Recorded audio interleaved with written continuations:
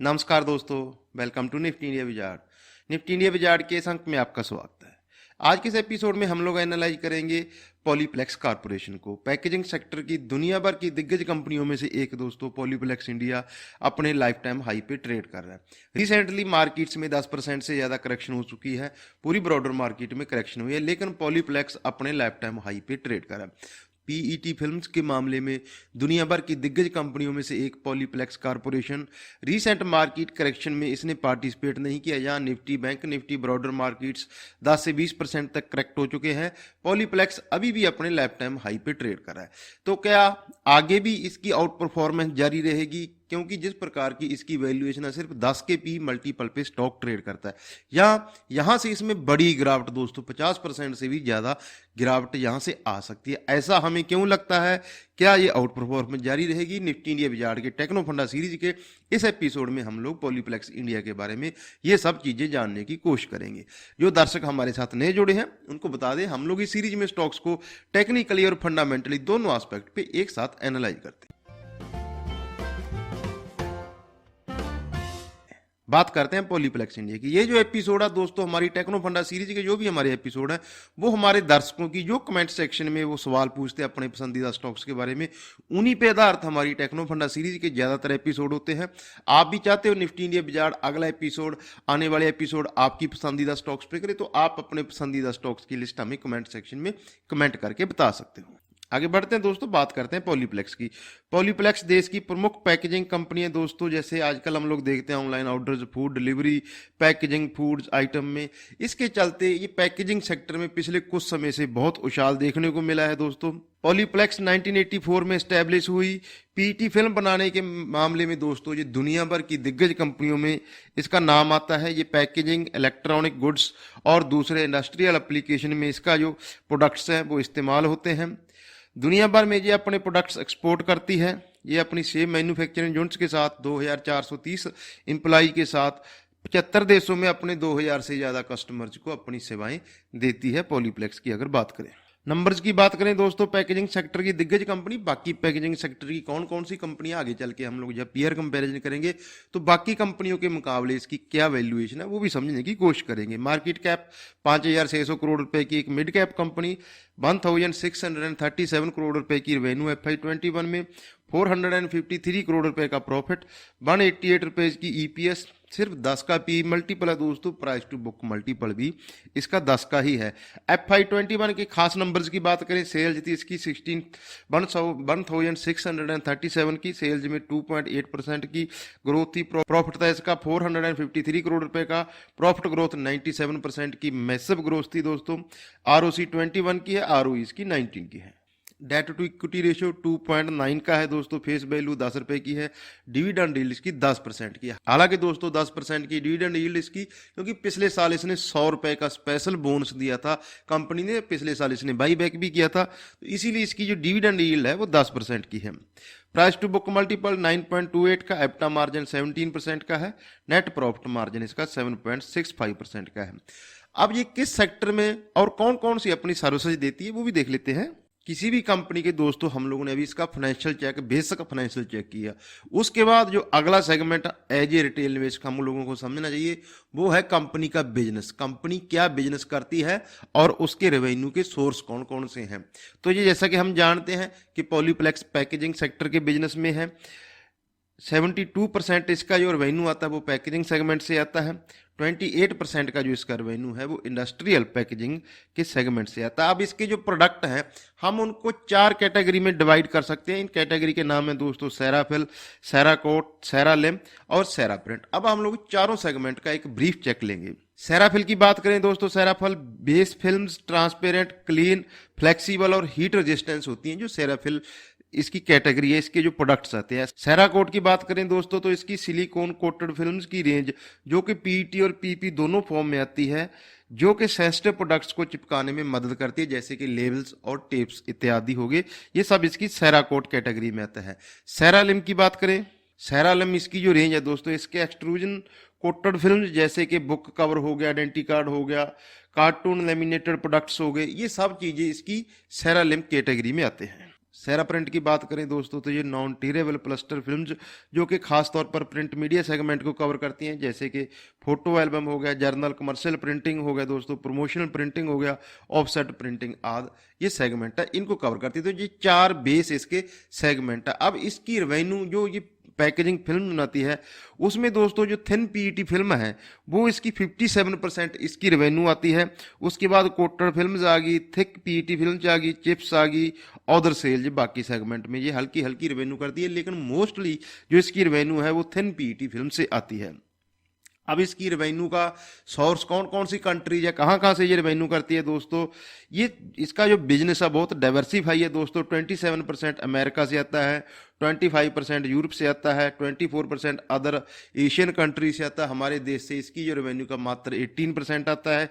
Rest of the world इसके 6% की revenue है। जैसा कि हमने इंट्रोडक्शन में चर्चा किया था, इसकी जो प्रोडक्ट्स हैं वो 75 देशों में एक्सपोर्ट होते हैं। 2000 ऑलमोस्ट इसके 1930 जो इसके टू बी प्रिसाइज इसके जो कस्टमर हैं दुनिया भर के। निफ्टी इंडिया बाजार पर दोस्तों हम लोग आपको क्या बताने क्या समझाने, क्योंकि ये कोई स्टॉक रिकमेंडेशन तो है नहीं है। हम लोग किसी कंपनी को समझने के लिए एज ए रिटेल इन्वेस्टर हम लोगों को क्या क्या चीज की जरूरत पड़ती है, उसका बेसिक फंडामेंटल, बेसिक नंबर्स, उसका बिजनेस क्या है, उसके बाद उसका प्रमोटर कौन सा है और उस किस सेक्टर से बिलोंग करती है, इस सेक्टर में उस कंपनी का कंपटीशन क्या है, और सबसे अहम चीज होती है दोस्तों कंपनी का प्राइस एनालिसिस करना। ये बहुत पुरानी लिस्टेड कंपनी है दोस्तों और इसमें हिस्टोरिकली बहुत प्राइस फ्लक्चुएशन हुए हैं और हिस्टोरिकली जिस पॉइंट से इसकी बड़ी करेक्शन आती है उसी पॉइंट पे अभी ये प्राइस आ चुकी है।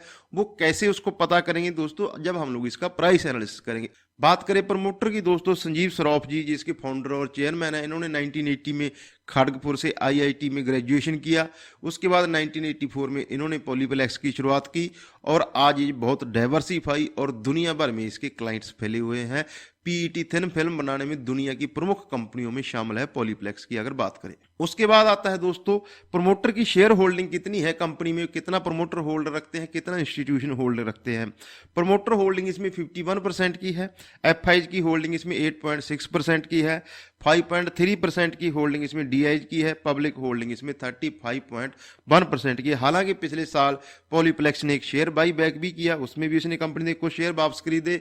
इसके अलावा पॉलीप्लेक्स में कुछ दिग्गज निवेशकों का भी निवेश है दोस्तों, जैसे कि डॉली खन्ना जी हो गए, राजीव डॉली खन्ना जी जो उनके हस्बैंड है। डॉली खन्ना जी हमारे देश के दिग्गज निवेशकों में गिनती होती है, जर्नली वो लाइमलाइट से दूर रहते हैं, उनकी इसमें होल्डिंग है। हमारे देश के बहुत reputed fund manager Sunil Singhania ji, उनका रिसेंटली लॉन्च फंड है दोस्तों, बड़ा फंड है अबाकस फंड, उसका भी इस कंपनी में बड़ा स्टेक है। तो प्रमोटर्स की इंस्टीट्यूशन का कंपनी में फेथ बना हुआ है, खास करके बड़े निवेशकों का।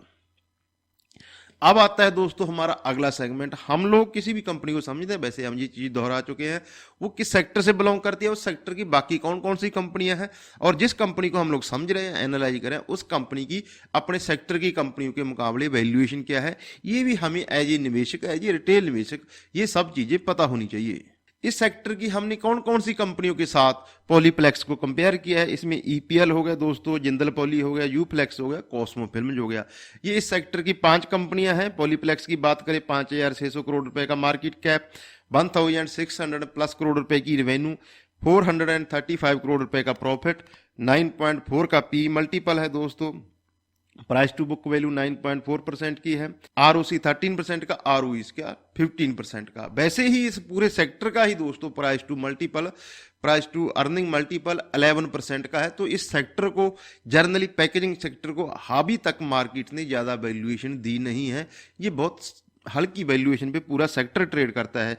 ईपीएल एसएल प्रोपैक, जिसको हम एसएल प्रोपैक नाम से भी जानते हैं, 6,400 प्लस करोड़ रुपए की रेवेन्यू, 6,450 करोड़ रुपए की मार्केट कैप, 955 करोड़ रुपए की रेवेन्यू, 142 करोड़ रुपए का प्रॉफिट, 37 का पी मल्टीपल है, 8.8 का प्राइस टू बुक मल्टीपल है, 21 का पी मल्टीपल है, 21.2 का इसका आरओई है। जिंदल पॉली की बात करें 4,764 करोड़ रुपए की रेवेन्यू, 4,210 करोड़ रुपए की रेवेन्यू है, 4,700 का इसका मार्केट कैप है, 787 करोड़ रुपए का इसका प्रॉफिट है, 5.3 का पी मल्टीपल है, 1.6 का इसका प्राइस टू बुक मल्टीपल है, 32.7 का इसका आरओसी है, 35.2 का इसका आरओई है।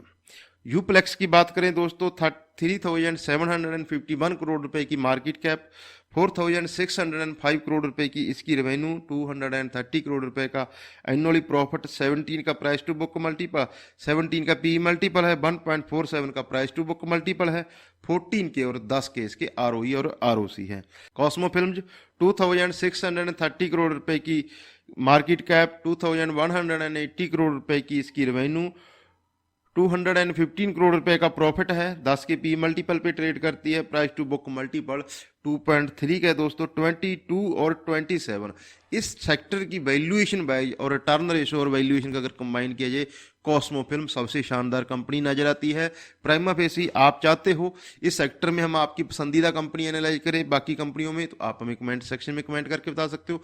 वैसे भी कोई भी कंपनी, कोई भी इंक्वायरी, हम अपने हर कमेंट का रिप्लाई करते हैं दोस्तों। आप हमें कमेंट सेक्शन में बेहिचक अपना सवाल पूछ सकते हो। यहाँ तक कोशिश कंटेंट डाटा अच्छा लगा दोस्तों तो वीडियो को लाइक करें, बिना चैनल को सब्सक्राइब किए वीडियो देख रहे हो तो वीडियो चैनल को जरूर सब्सक्राइब करें। अब आते हैं हमारा जो इंपॉर्टेंट सेगमेंट है दोस्तों, ये आता है प्राइस एनालिसिस। यहां तक जो हमने समझा, हम लोग जर्नली इस चीज को एक्सप्लेन करते हैं एज ए रिटेल इन्वेस्टर। जब हम लोग फंडामेंटल एनालिसिस करते हैं तो हम लोग कंपनी को समझते हैं, लेकिन कंपनी को समझना इतना। अब आते हैं दोस्तों प्राइस एनालिसिस पे। हम लोगों ने यहां तक जो भी इसके, चाहे प्रमोटर बैकग्राउंड हो गए, चाहे इसका पीयर कंपैरिजन हो गया, चाहे कंपनी के फाइनेंशियल हो गया, नंबर्स हो गया, बेसिक चेक हो गया, ये सब चीज आता है दोस्तों फंडामेंटल एनालिसिस का एक हिस्सा। लेकिन हमारा जो प्रॉफिट और लॉस है वो डिसाइड करती है प्राइस, हमने किस प्राइस पे एंटर किया और किस प्राइस पे एग्जिट किया। तो इसी के लिए हम लोगों ने इस सीरीज का नाम रखा है टेक्नो फंडा सीरीज, जिसके लिए आपको उसकी प्राइस को भी जरूर समझना चाहिए। किसी भी कंपनी को दोस्तों एनालिसिस करते समय हमें उसकी प्राइस को जरूर एनालाइज करना चाहिए, और ये हमारी टेक्नो फंडा सीरीज का एक अहम सेगमेंट होता है। जैसा कि आपने थंबनेल में देखा, क्यों इसमें गिरावट आ सकती है, क्या ऐसी संभावना है, क्या हिस्टोरिकली प्राइस में बड़ी गिरावट आई है, ये चीज समझने के लिए हम लोग अब इसकी प्राइस को एनालिसिस करेंगे। करंटली जो पॉलीप्लेक्स की प्राइस चल रही है दोस्तों वो 1780 रुपए के आसपास चल रही है। अपने हायर लेवल से 7 से 8% करेक्ट हुआ है दोस्तों। अगर कोविड के समय लो की बात करें तो कोविड के समय काफी स्टॉक नीचे फिसल गया था और अभी ये अपने हाई से ट्रेड कर। लेकिन जो खासियत है दोस्तों इसकी प्राइस में, अगर हम लोग जो आपकी स्क्रीन पे अभी ये चार्ट चल रहा है, पिछले एक महीने से पूरे मार्केट्स में, ब्रॉडर मार्केट्स में, चाहे वो स्मॉल और मिड कैप इंडेक्स हो, चाहे वो फ्रंट लाइन इंडेक्स हो, सभी इंडेक्सेज में 8 से 10% की गिरावट आई है। लेकिन पॉलीप्लेक्स इंडिया अभी भी अपने हाई पे ट्रेड कर रहा है और इसने रीसेंट करेक्शन में मार्केट में पार्टिसिपेट नहीं किया, जबकि ब्रॉडर मार्केट में काफी करेक्शन आई है। फिर हमें क्यों लगता है दोस्तों कि इसमें यहां से करेक्शन आ सकती है, क्या वो रीजन है? अगर हम लोग इसकी हिस्टोरिकल प्राइस को समझें, अगर इसके मंथली चार्ट में देखें तो एकदम इसमें स्ट्रेट राइज है दोस्तों। कोविड के बाद इसमें बहुत बड़ी रैली बनी है, लेकिन इस रैली का हर चीज का एक रिफ्लेक्शन होता है। अगर अच्छी चीज है तो उसमें कुछ ना कुछ खराब होता है, अगर कुछ खराब हुआ है तो उसमें हम लोग देखते हैं जनरली अगर प्राइस खराब हुई है तो उसके वैल्यूएशन सस्ते हो जाते हैं। अभी जो आपकी स्क्रीन पे स्लाइड चल रही है दोस्तों, ये है पॉलीप्लेक्स कॉर्पोरेशन की मंथली आरएसआई। मंथली आरएसआई में दोस्तों 2 बार ऐसा हो चुका है हिस्टोरिकली, जब ये इसकी आरएसआई ओवरबॉट जोन में आती है तो वहां से ये 50 बार, पहली बार ये 60% करेक्ट हुआ, दूसरी बार जब ये इसमें करेक्शन आई तो 80% करेक्शन हुआ, और अभी भी इसकी जो आरएसआई है वो एक्सट्रीम ओवरबॉट जोन में आ चुकी है।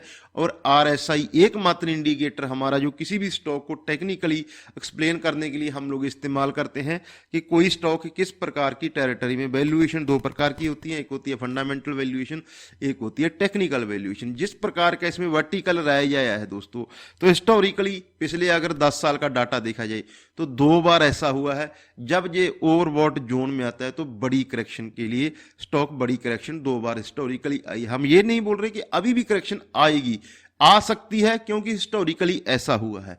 तो ऐसे में हम फिर अपने आप को कैसे तैयार कर सकते हैं दोस्तों? तो ऐसे स्टॉक्स में अगर हमें निवेश करना, हमारा तो कोई रिकमेंडेशन है नहीं, हमारा ये एक एजुकेशनल सीरीज, हम अक्सर एक चीज को बोलते हैं, हम ना कोई एंट्री पॉइंट देते हैं, ना किसी स्टॉक का टारगेट देते हैं, ना किसी स्टॉक का स्टॉप लॉस देते हैं। हमारा मकसद है आपको कंपनी के बारे में कंप्लीट इंफॉर्मेशन देना। ऐसे स्टॉक्स में अगर हिस्टोरिकली बड़ी करेक्शन आती है तो पहले तो स्टॉक मार्केट की खासियत है दोस्तों, हम अक्सर हमारी वीडियो में बोलते हैं कि आपको ओवरबॉट जोन में तो इन्वेस्ट करना ही नहीं चाहिए। बात अगर इन्वेस्टमेंट की आती है क्योंकि प्राइस हमेशा करेक्ट होती रहती है, करेक्शन का आपको फायदा लेना चाहिए। अगर आप हायर लेवल पे इन्वेस्ट कर भी चुके हो तो आपके बैक ऑफ द माइंड ये दिमाग में होना चाहिए कि स्टॉक प्राइस करेक्ट होती है, तो आपको कंपनी पे फेथ होना चाहिए, कंपनी के फंडामेंटल पे आपका विश्वास होना चाहिए, तो फिर प्राइस को हमेशा डिप पे खरीदारी के लिए भी हमें तैयार रहना चाहिए। तो ये पॉलीप्लेक्स कारपोरेशन के ऊपर हमारे दोस्तों कंप्लीट टेक्नो फंडा एनालिसिस हो गए। हमने इसका फंडामेंटल एनालिसिस किया, हमने इसका प्राइस एनालिसिस किया। जो भी एस्पेक्ट किसी कंपनी को समझने के लिए जरूरी होते हैं दोस्तों, हर एस्पेक्ट का हमने आपको एक ब्रीफ चेक दिया ताकि आपको पॉलीप्लेक्स के ऊपर कंप्लीट इंफॉर्मेशन मिल सके। ऐसे स्टॉक्स दोस्तों जो एक्सट्रीम ओवरबॉट जोन में, टेक्निकली ओवरबॉट जोन में, क्योंकि हमारा सीरीज है वो है टेक्नो फंडा सीरीज, तो हमारा किस एस्पेक्ट पे स्टॉक ओवर वैल्यूड है, किस एस्पेक्ट पे अंडर वैल्यूड। जैसे फंडामेंटली हमने देखा कि 10 के पी मल्टीपल पे है, तो 10 के पी मल्टीपल पे सिर्फ ये पॉलीप्लेक्स नहीं है, ये पूरा सेक्टर ही 10-11 के पी मल्टीपल पे ट्रेड करता है। लेकिन टेक्निकली जो इसकी प्राइस है वो एक्सट्रीम ओवरबॉट जोन में चल रही है, और इस जोन में हिस्टोरिकली 2 बार ऐसा हुआ है कि स्टॉक में बड़ी करेक्शन आई है।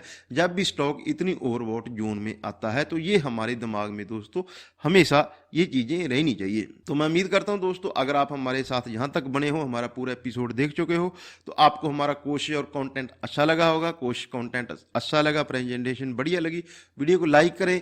अगर चैनल को बिना सब्सक्राइब किए हमारी वीडियो देख रहे हो तो चैनल को जरूर सब्सक्राइब करके जाएं दोस्तों। साथ ही आप कौन से स्टॉक पे चाहते हो निफ्टी इंडिया विजार्ड इसी तरह आपके भी पसंदीदा स्टॉक को एनालाइज करें, तो आप हमें नीचे कमेंट सेक्शन में कमेंट करके बता सकते हो।